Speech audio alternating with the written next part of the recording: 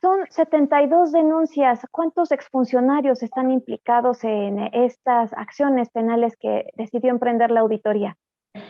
Sí, son aproximadamente 344 exfuncionarios.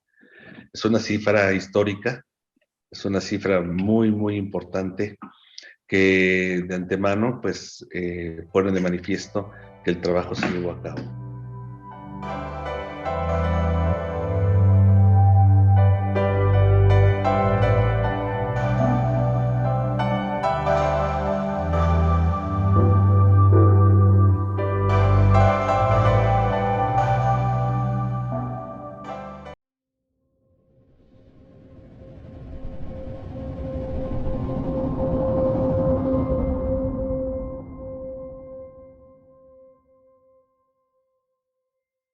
Buenas noches, bienvenidos al programa de Las Reporteras, un espacio de diálogo, un espacio informativo que la Jornada de Oriente difunde en sus redes sociales.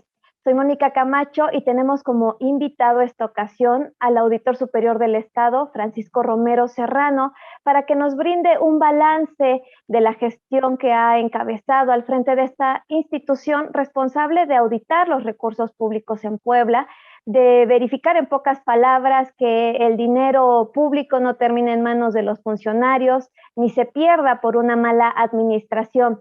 Te doy la bienvenida, auditor, ¿cómo estás? ¿Qué tal, Mónica? Buenos días a todos los que nos ven. La verdad, muy contento por participar en este programa.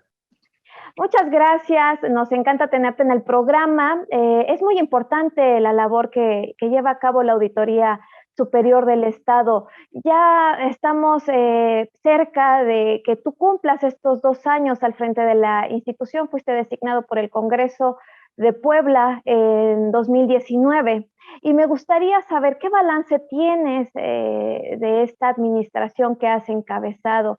¿Qué es lo que ha cambiado en la operación de la auditoría en estos 2 últimos años y qué la ha distinguido frente a gestiones anteriores, ¿no? La última de David Villanueva Lomelí. Bueno, no es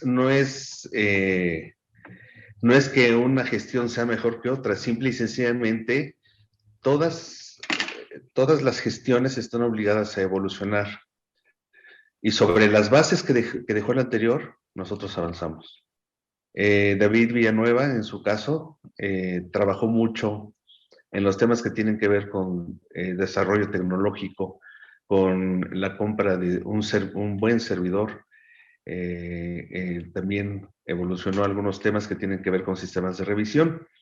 Lo que nosotros hoy por hoy traemos como novedad es el implante de nuestro departamento de auditoría forense. Este, este novedoso sistema de auditar ya se lleva a cabo en el mundo desde hace varios años. De hecho, existen normas internacionales aplicables en este tema. Y se implanta en esta administración que me corresponde encabezar. Y vaya, pues digamos que esa es la cereza del pastel. Eh, por otro lado, también hacemos una modernización respecto a procedimientos de auditoría. Rompemos con algunos paradigmas respecto a sistemas de revisión y ¿sí me escuchan? ¿Sí? Ah, ok. Sí, te estamos escuchando. Perdón, es que sí. Y lo que en un momento determinado corresponde a nosotros mencionar es que hemos logrado integrar un sistema que nos permite llevar a cabo denuncias fast track. Y eso, vaya, es algo que no se había logrado en ninguna de las administraciones. No hay responsabilidad de las anteriores por el hecho de que en realidad, pues ellas dejaron las bases para que todo lo que yo pueda hacer en este momento lo pueda hacer sin contratiempos.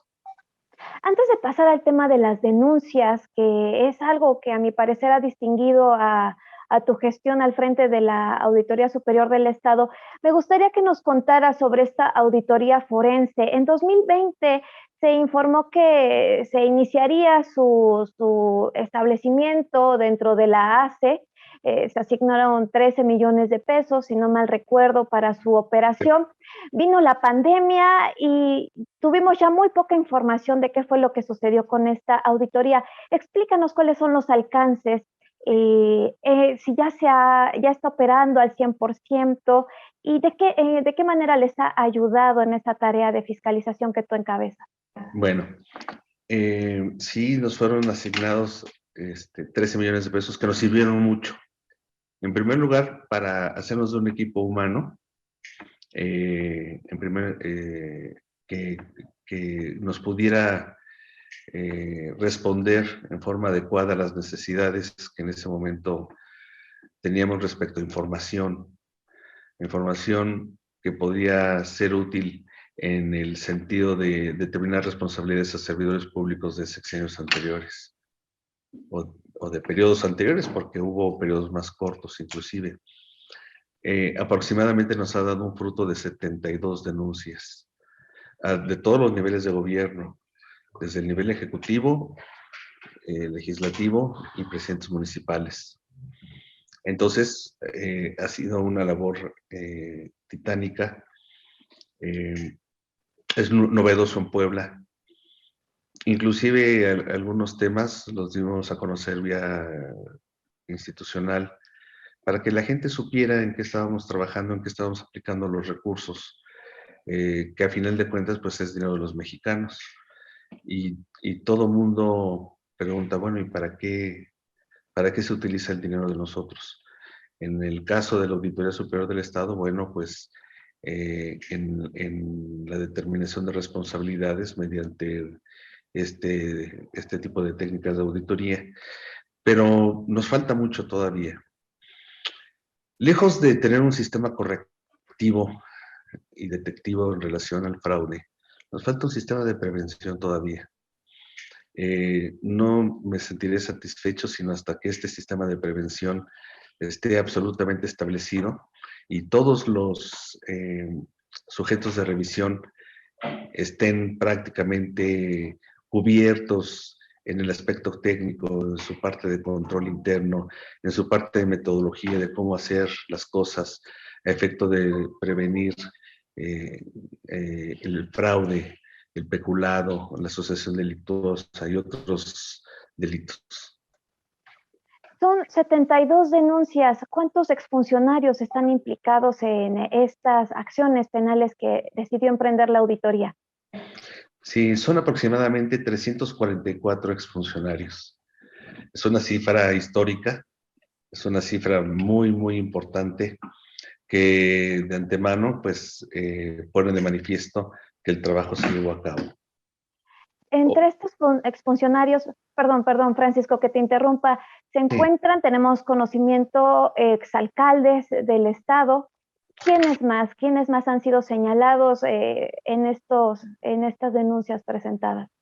Bueno, en este tema, por obvias razones de procedimiento ilegales, no puedo mencionar nombres, pero sí te puedo decir que secretarios de Estado, presidentes municipales, así como también muchos directores.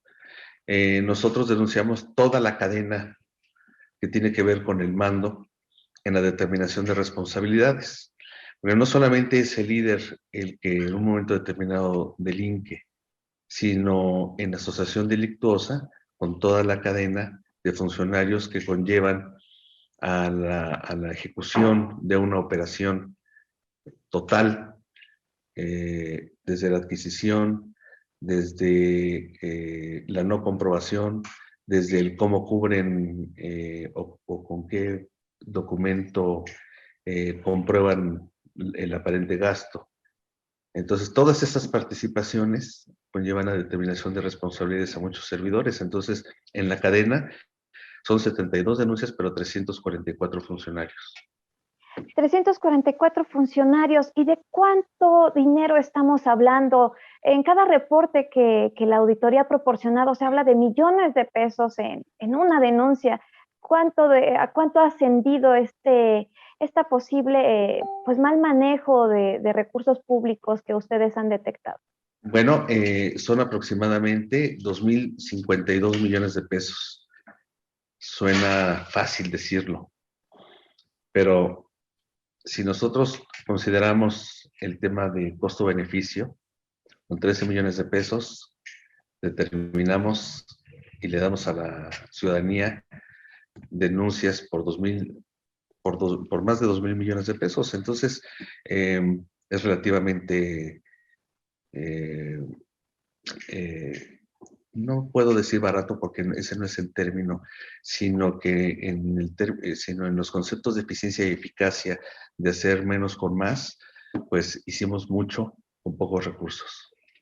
Además, 2,052 millones de pesos es una cifra bastante elevada. Hay que recordar que es casi la mitad del presupuesto que tiene la capital del estado por un año.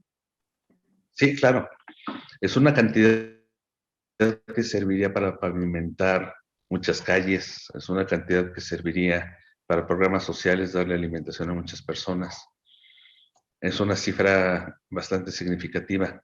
Es un dinero que muchos de nosotros nunca veremos juntos, nunca veremos junto en nuestra vida. Y O que difícilmente se inclusive dimensiona, ¿no, trabajando, auditor?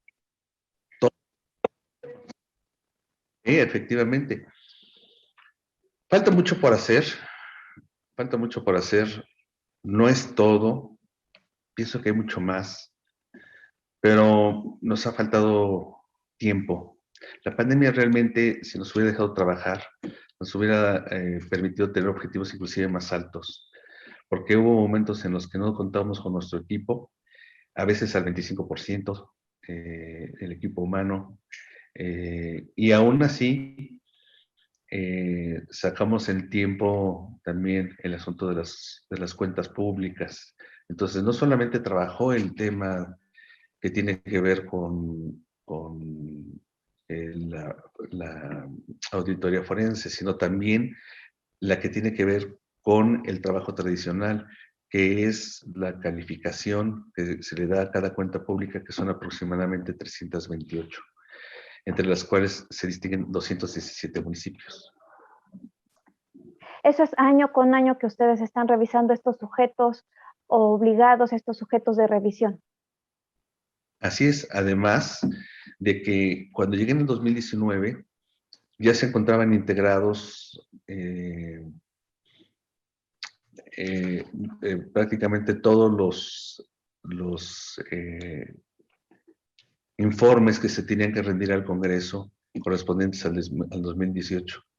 Los revisamos, no resultaron satisfactorios y prácticamente los volvimos a hacer.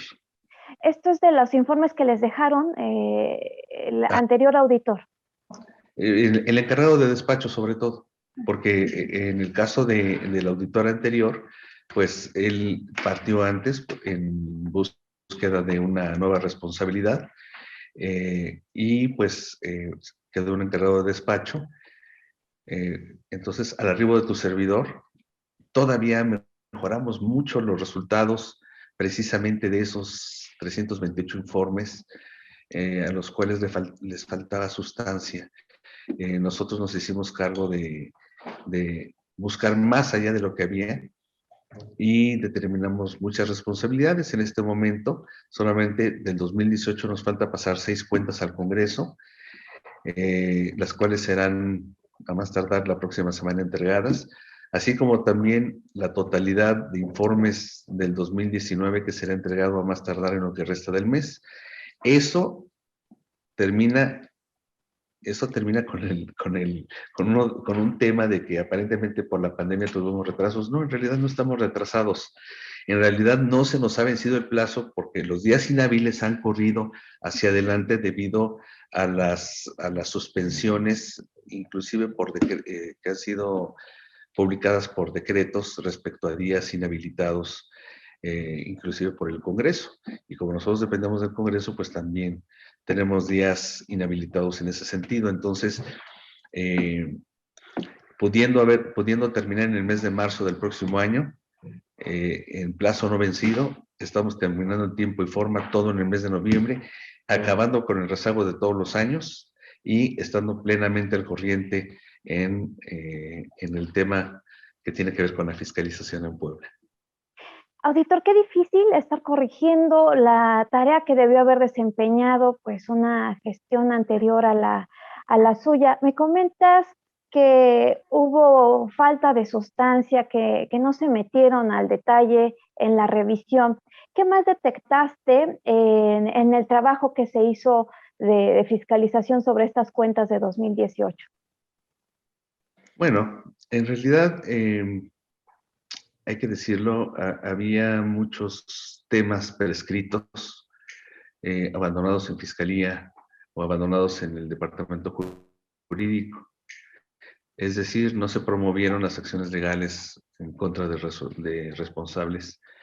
Y eso vaya, a final de cuentas, pues daña la eficiencia del organismo. Entonces, ese rezago también en el departamento jurídico respecto a denuncias, respecto a determinación de responsabilidades y demás, bueno, ya lo tenemos al corriente y lo que hoy, lo único que tenemos que hacer es mantenerlo así, que no decaiga, que a pesar de que si en un momento determinado existe otra contingencia por pandemia, no dejarlo caer.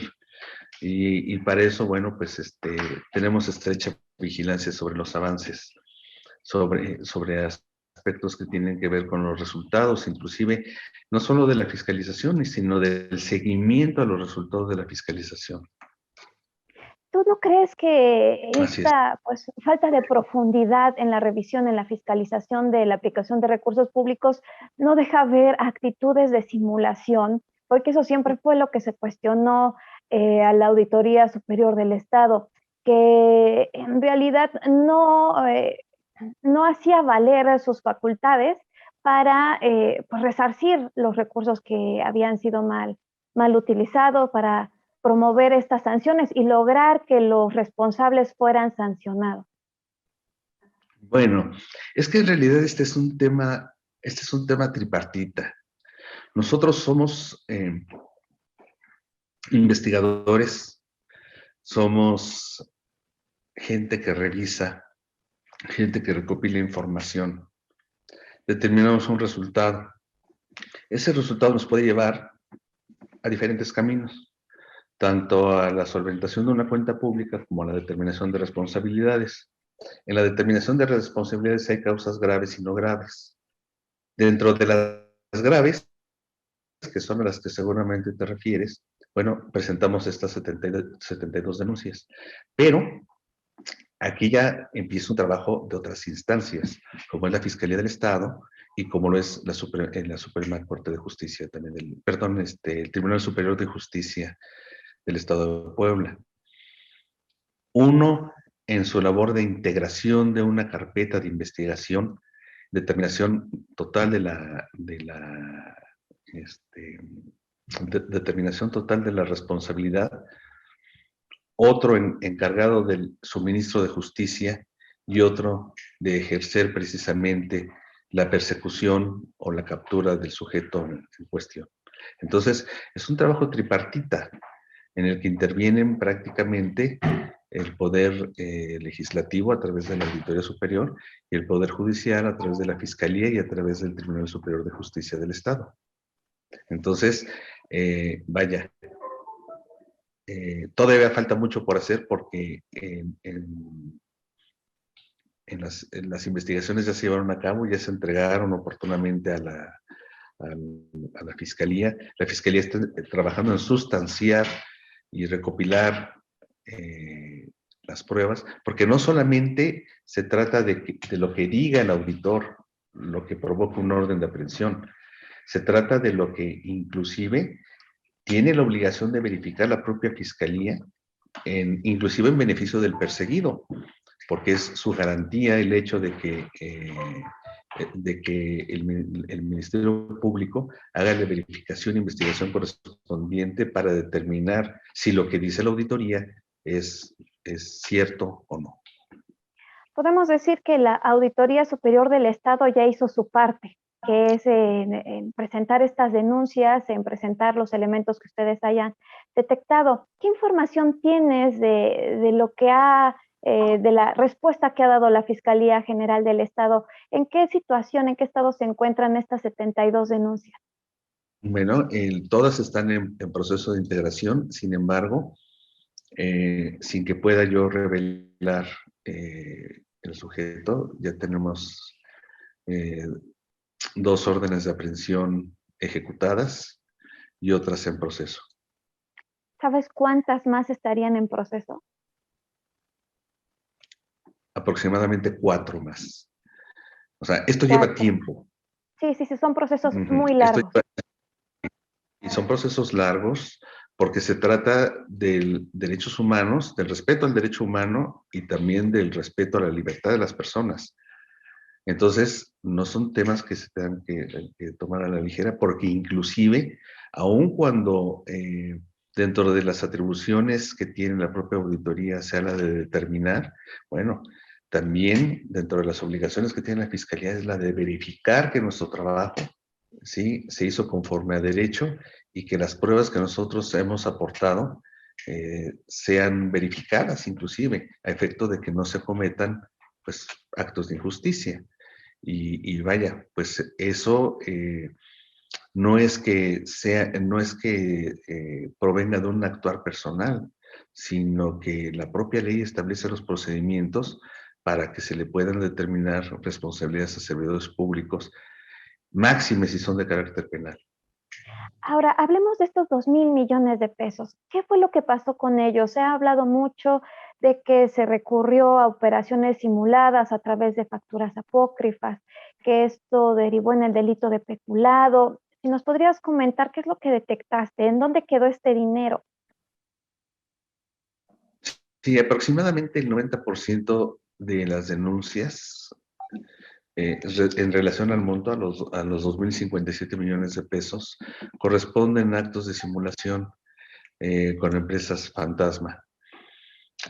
Son empresas que nosotros en la inspección no encontramos, que verificamos ante el SAT, que las encontramos como incluidas dentro del paquete de empresas factureras y que en un momento determinado pues se dedicaban a proveer de documentos comprobatorios fiscales a cambio de comisiones y existían flujos de efectivo por estos conceptos. Entonces, descubrimos toda una red de factureros, aproximadamente 500 empresas factureras fueron las que nosotros detectamos y afortunadamente estas han dejado ya de facturar al erario.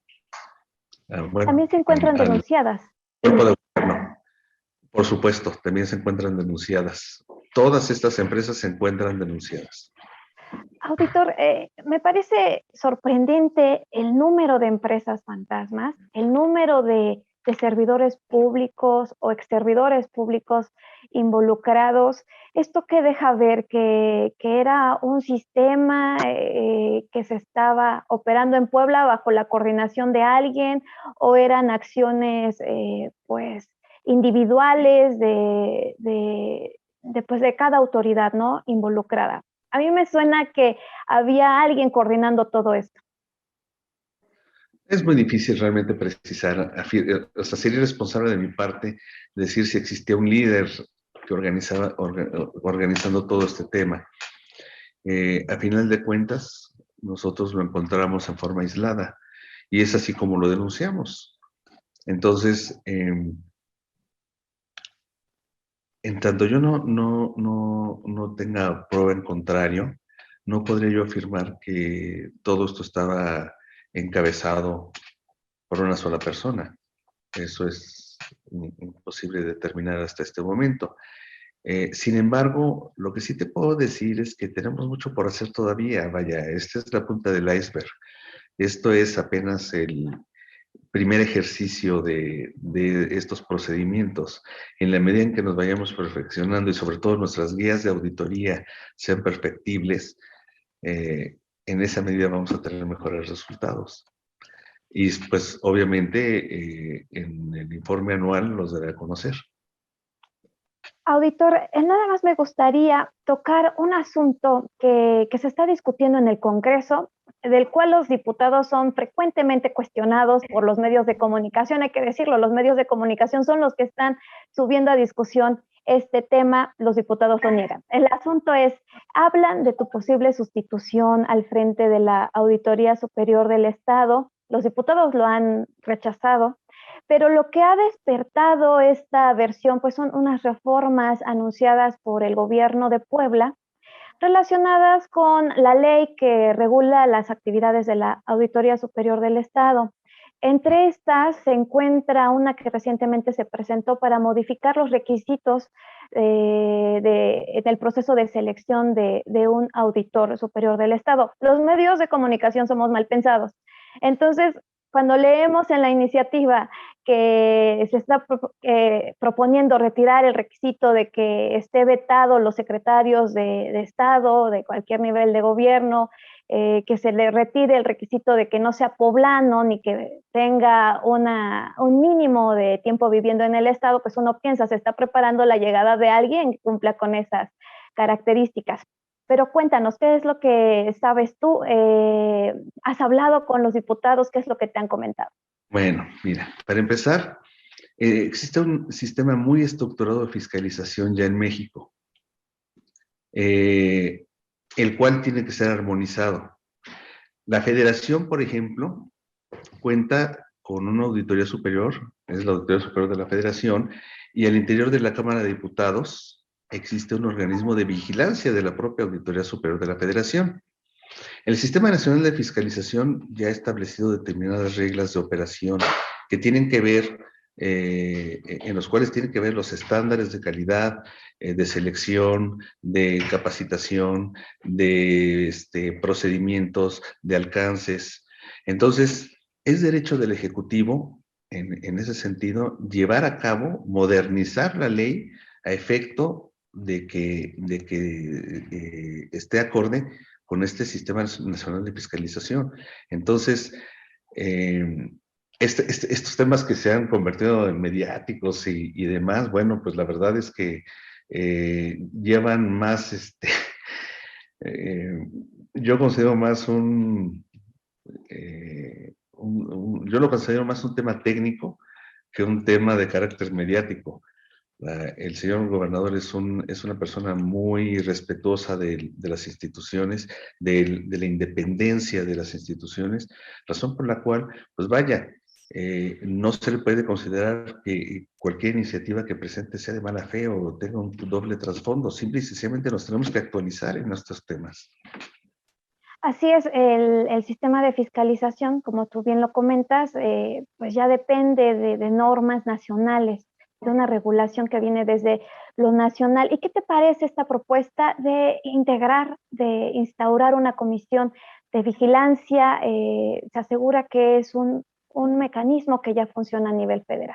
Sí, claro, y además funciona muy bien, y además, fíjate lo que son las cosas. Si lo vemos desde otro punto de vista, inclusive en la salvaguarda de mi propia seguridad jurídica, en la determinación de resultados, o sea, es importante que exista alguien que determine que hago bien mi trabajo. O sea, porque son temas bastante delicados. El determinar responsabilidades para alguien puede dar lugar a sanciones para mí. Entonces, desde el punto de vista jurídico, inclusive representa un haz de protección en el sentido de que hay una segunda opinión respecto al actuar de todo el personal, incluyéndome a mí en la propia Auditoría Superior del Estado. Entonces, es la oportunidad, inclusive también, para poder, inclusive determinar qué tan eficiente y eficaces somos y qué tan honrados somos. Lo cual también a mí en ese sentido pues me da gusto porque nos da seguridad jurídica. Auditor, ¿qué sigue? ¿Qué sigue en esta institución que tú encabezas? Ya nos dabas algún adelanto de qué es lo que necesitas fortalecer, cuáles son tus objetivos por fortalecer, pero si podríamos cerrar con esto, ¿qué es lo que sigue? Bueno, hay la parte técnica todavía necesita afinarse muchísimo.